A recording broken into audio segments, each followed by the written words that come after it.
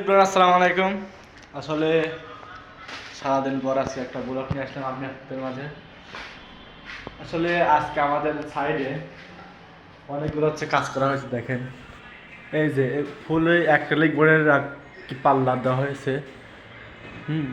এটা হচ্ছে বুকশেল।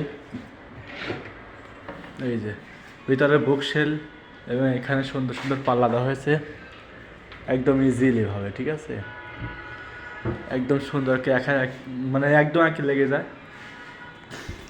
আর এদিকে দেখেন এক বড় আলমারি উপর দিয়ে একদম চলে গেছে, মানে উপরেরটা পুরোটাই আমরা আলমারি করে দিয়েছি। আর এখানে আর কি 2 পাল্লা করছি। আর এটা হবে ড্রেসিং টেবিল, এখনো আর কি মুখ মারা হয় নাই। এখানে একটা এইগুলো আর তারগুলো দেখতেছেন, এগুলো সব আটকে দিয়ে এগুলো সব আর কি বন্ধ করে দেবো। বন্ধ করে এখানে একটা গ্লাস দেবো, এটা হবে আর ড্রেসিং টেবিল। আর আজকে বোর্ড আছে, দেখেন এই যে বোর্ডগুলো আজকে আছে।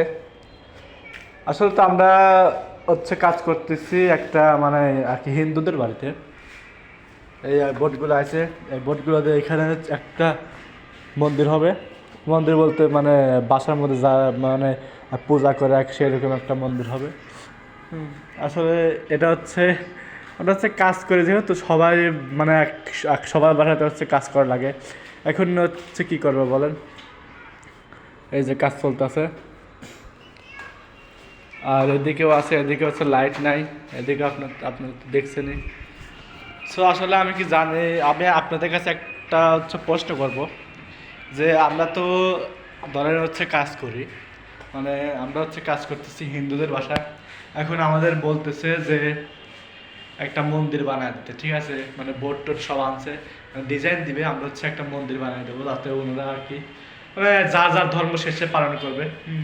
এখন এটা বানা দেওয়া কি ঠিক হবে নাকি ঠিক হবে না, আসলে আমি জানি না। আর যদি কেউ জানেন তাহলে অবশ্যই বলবেন আমাকে।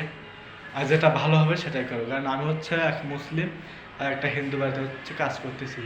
এখন বলতেছে একটা মন্দির বানিয়ে দিতে, ঠিক আছে, এখন বানিয়ে দিতে পারবো কি পারবো না। সো আপনারা কিছু জানেন অবশ্যই আমাকে কমেন্ট করে বলবেন। তো সবাই ভালো থাকেন, সুস্থ থাকেন, আল্লাহ হাফেজ।